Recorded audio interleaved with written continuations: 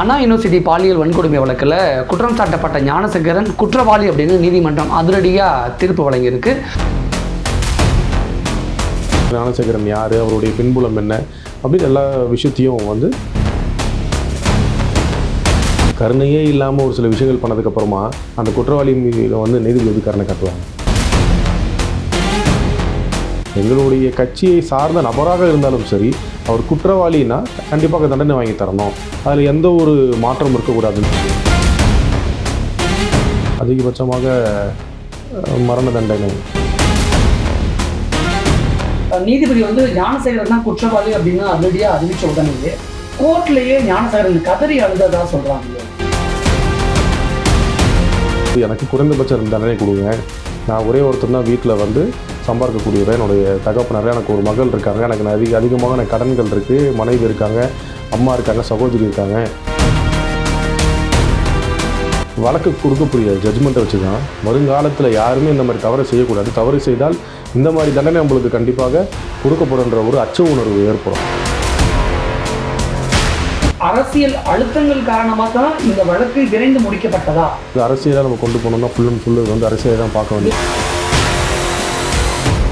அப்படி அந்த சார் இருந்தாருன்னா கண்டிப்பாக தமிழக காவல்துறை அவரே ஒரு அக்யூஸ்டாக உள்ள சேர்த்து கொண்டு நீதிமன்றத்தை நிப்பாட்டியிருப்பாங்க. அது பொள்ளாச்சி பாலியல் வழக்கில் சம்பந்தப்பட்ட குற்றவாளிகளுக்கும் அண்ணா யூனிவர்சிட்டி கேஸில் சம்பந்தப்பட்ட குற்றவாளி ஞானசேகருக்கும் இருக்கக்கூடிய ஒற்றுமை.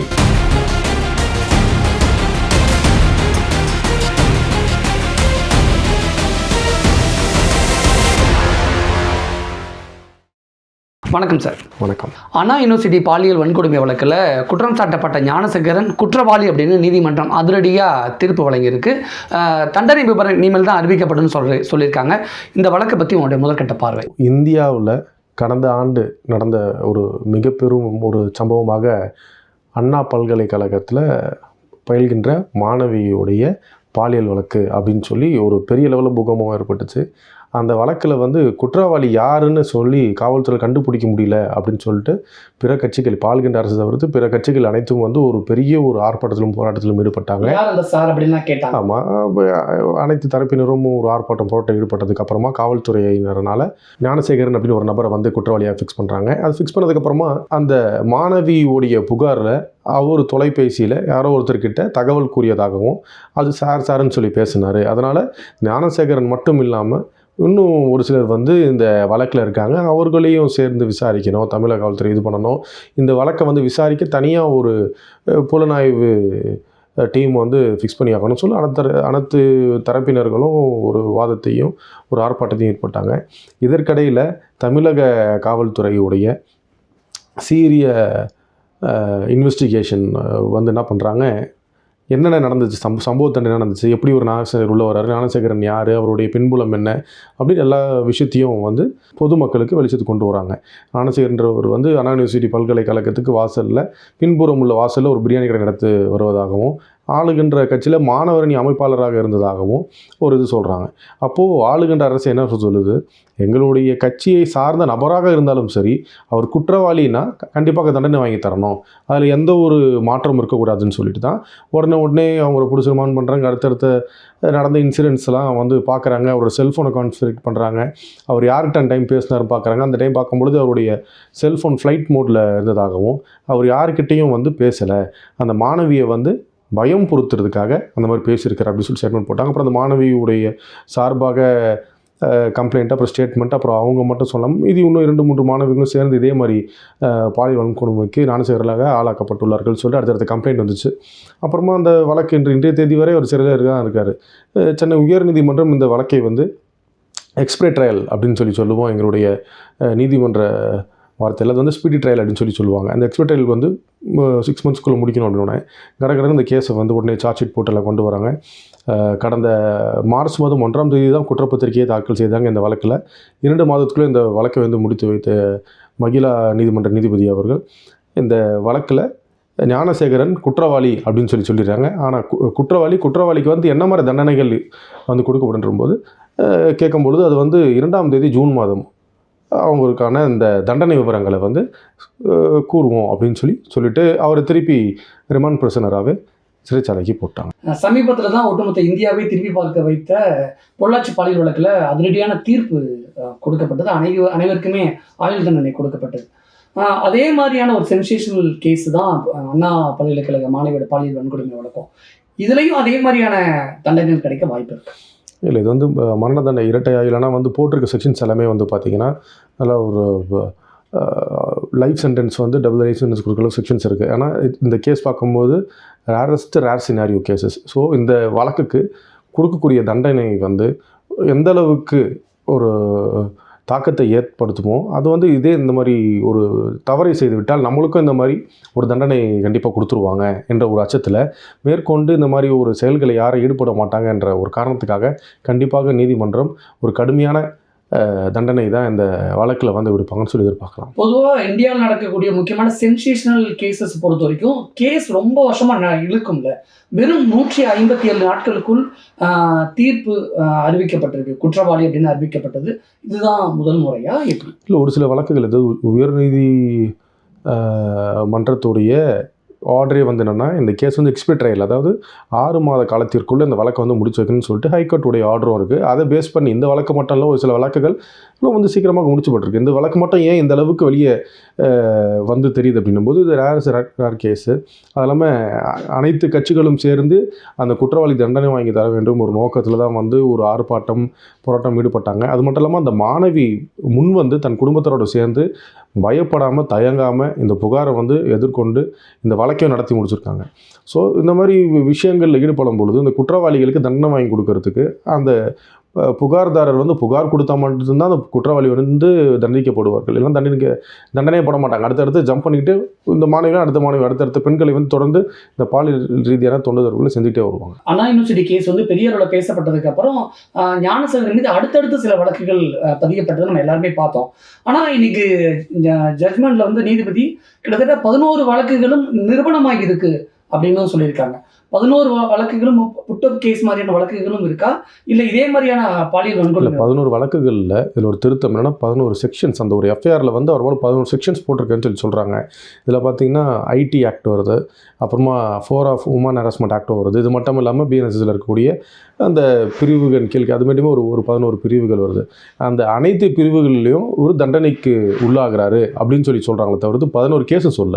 11 அந்த ஒரு வழக்கில் 11 பிரிவுகள் கீழே அந்த எஃப்ஐஆரில் போட்டிருக்க அந்த 11 பிரிவுகள்லேயும் அவர் குற்றவாளியாக கருதப்படுகிறார். அதாவது இப்போ எக்ஸாம்பிள் ஒரு செக்ஷன் எடுத்துக்க வச்சுக்கிறேன், 7 இயர்ஸ் தண்டனை வருது அப்படின்னா அந்த 7 இயர்ஸ் மட்டும் அவருக்கு வந்து தண்டனை பெறுகிறார். அதே மாதிரி இந்த 11 செக்ஷன்ஸ் ப்ளஸ் இந்த அதுக்கும் அனைத்துக்கும் ஒரு தண்டனை பெறுகிறார் மாதிரி சொல்லிட்டாங்க. ஆனால் தண்டனை விவரத்தை வந்து 2ஆம் தேதி ஜூன் மாதம் தான் தெளிவாக நீதிபதி சொல்லுவாங்க. நீதிபதி வந்து ஞானசேகரன் தான் குற்றவாளி அப்படின்னு அதிரடியாக அறிவித்த உடனேயே கோர்ட்லேயே ஞானசேகரன் கதறி அழுததா சொல்கிறாங்களே.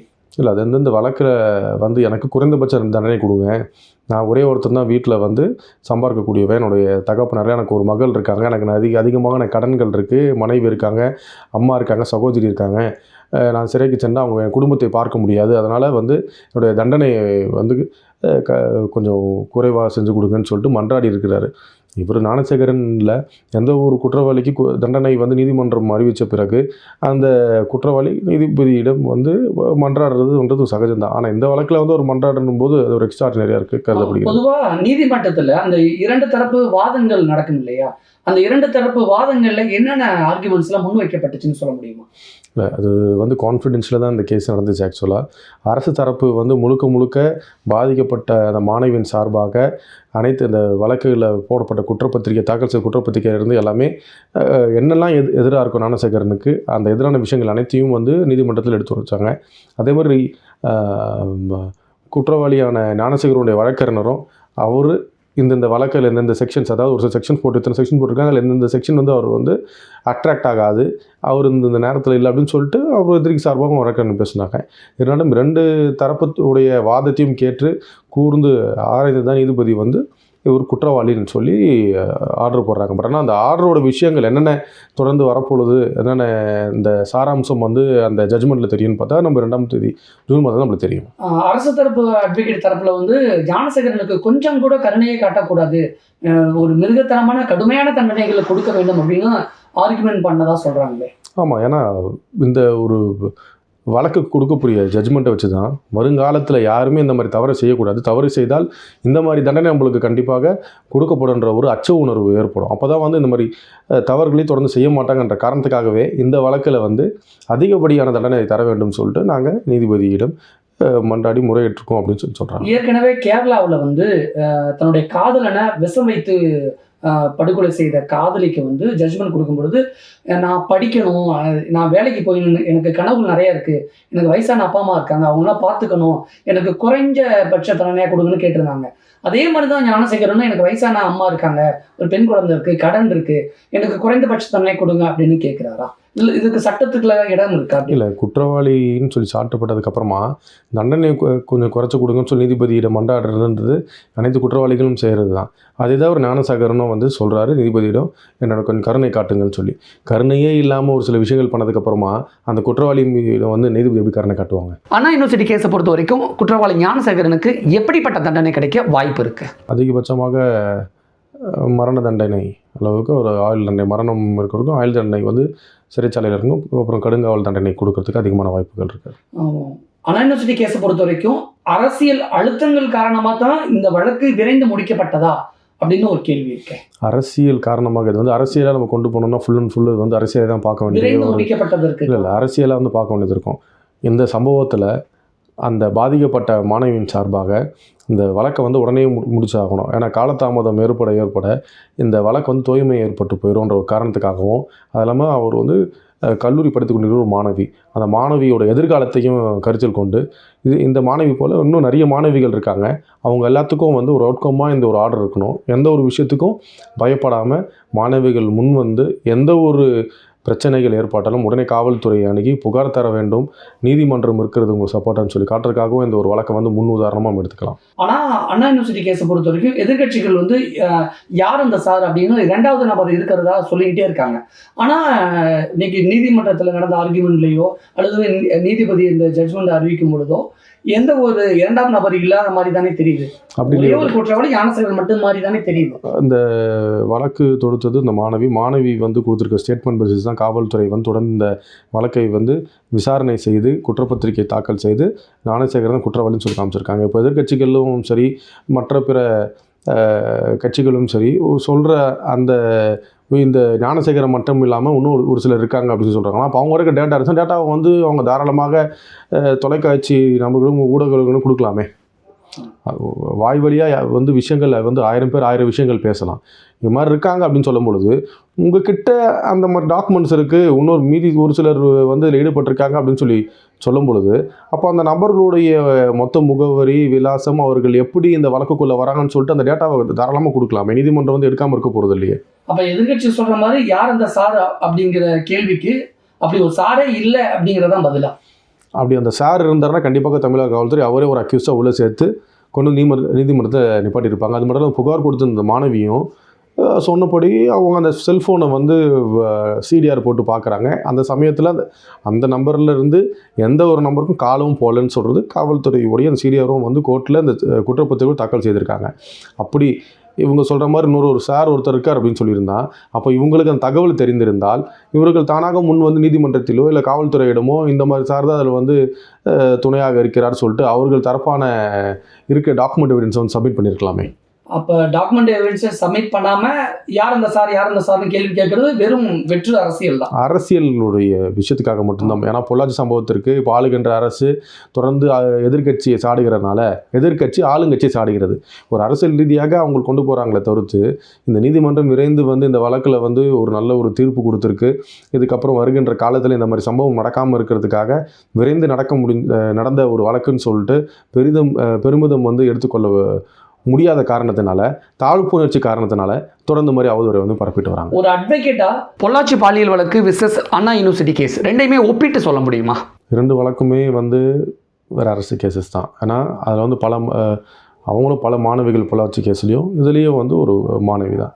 இந்த வழக்கு வந்து நடந்த அந்த டியூரேஷன் இருப்பாருங்க, அது காலதாமதம் வந்து ஏற்படுது. ஏன்னா விட்னஸ் ஒருத்தரையை கூப்பிட்டு விசாரிக்கும் பொழுது பொள்ளாச்சி கேஸ் நிறைய பேர் விட்னஸஸ் இருக்காங்க. கிட்டத்தட்ட ஒரு 1500 பக்கங்களுக்கு மேலே குற்றப்பத்திரிக்கை தாக்கல் செய்யப்பட்டது பொள்ளாச்சி சம்பவத்தில். இங்கே நம்ம சென்னை சிட்டி பக்கத்தில் இருக்குது. உடனே அடுத்தடுத்த விட்னஸ் அது இல்லாமல் அந்த குற்றவாளியை வந்து பிணையில் விடாமல் உள்ளே சிறையிலேயே வச்சுட்டு இந்த வழக்கை வந்து துரிதமாக செயல்பட்டு இந்த வழக்கை முடிச்சாங்க நம்ம அண்ணா யூனிவர்சிட்டி கேஸ். பொள்ளாச்சி கேஸ் வந்து தொடர்பு லாக்டவுன் வந்துருச்சு, கோவிட் டைமு, ஒரு 2-3 ஆண்டுகள் வந்து தோய்மை ஏற்பட்டது. ஏன்னா வழக்கு விசாரணைக்கு நேரில் கொண்டு வந்து குற்றவாளிகளை வந்து ஆஜர்படுத்த முடியாது. ஏன்னா தொடர்ந்து நம்ம மொத்த உலகமே ஒரு பேண்டமிக் சுச்சுவேஷன் இருந்தோம் இந்த கோவிட் டைமில், அதெல்லாம் அனைவரும் அறிந்தது.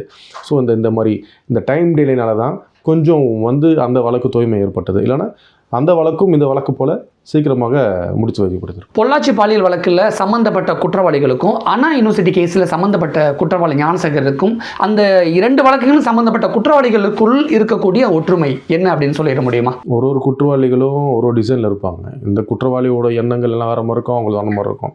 ஆனால் வழக்குன்னு சொல்லி பார்க்கும் பொழுது அந்த வெயிட்டேஜ் இந்த வழக்கு அப்படி பார்க்கும் பொள்ளாச்சியோடைய சம்பவத்துடைய வழக்கு என்டையர்லி டிஃப்ரெண்ட். அது ஏன்னா காதலிக்கிறேன் அப்படின்னு சொல்லி அந்த பெண்ணை வந்து ஏமாற்றி கொண்டு போய் அந்த பெண்ணை வந்து அடித்து சித்திரவதை செய்து வீடியோலாம் எடுத்து வச்சு அவங்களோட பணம் பறிக்கிற சம்பவத்தில் ஈடுபட்டாங்க. இந்த அண்ணா யூனிவர்சிட்டி மாட்டில் நடந்த சினரி என்டையர்லி வேறு. அவங்க நண்பர் கூட உட்காந்து பேசியிருக்காங்க, அதை வந்து யூட்டிலைஸ் பண்ணி சான்ஸ் எடுத்து ஞானசேகர் அடுத்த மூவ் எடுத்தாங்க.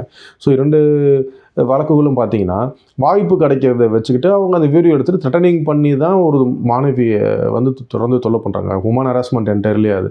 ஸோ ஹியூமன் ஹராஸ்மெண்ட் வந்துடுது. பட் ஆனால் அவங்க எடுக்கிற அந்த டோன் எதுவும் டிஃப்ரெண்ட்டான வேஸ். இது புகார் கொடுக்க வந்தனால இவங்க வந்து குற்றவாளிகளாக சாடப்பட்டார்கள்.